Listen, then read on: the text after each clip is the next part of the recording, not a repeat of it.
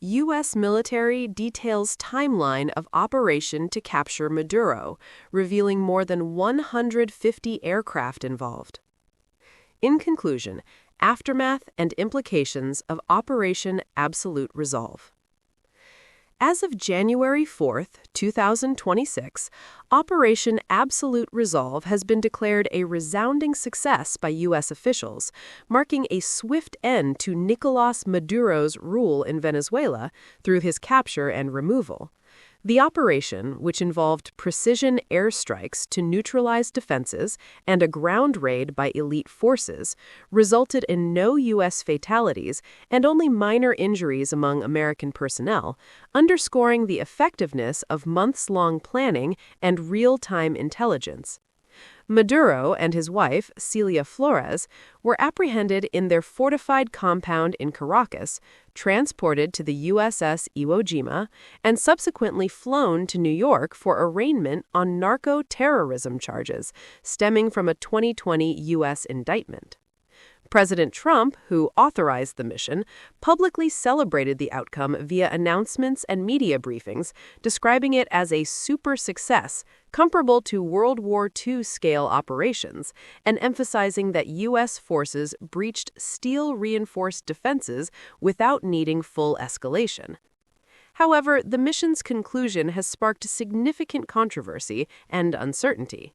Venezuelan officials claim at least 40 deaths occurred during the strikes, including military and possibly civilian casualties, though U.S. sources maintain all engagements were in self-defense and targeted only strategic military sites.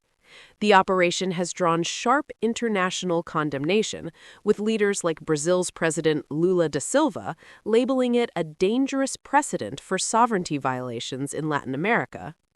Analysts warn of a potential power vacuum in Venezuela, where Maduro's removal may not dismantle his entrenched network of loyalists, risking guerrilla resistance or fragmentation similar to post-invasion Iraq.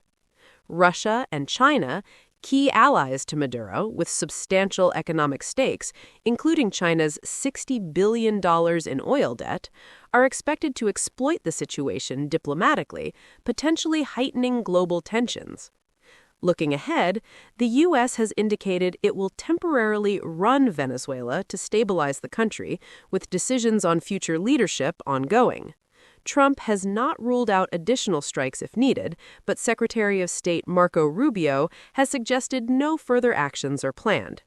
Potential successors include opposition figure Maria Corina Machado, a recent Nobel Peace Prize winner, whose leadership could pave the way for democratic reforms.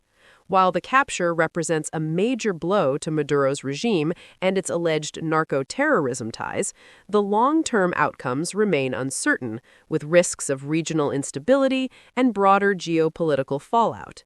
This event echoes historical U.S. interventions like the 1989 capture of Manuel Noriega in Panama, but its ramifications in today's multipolar world could be far more complex.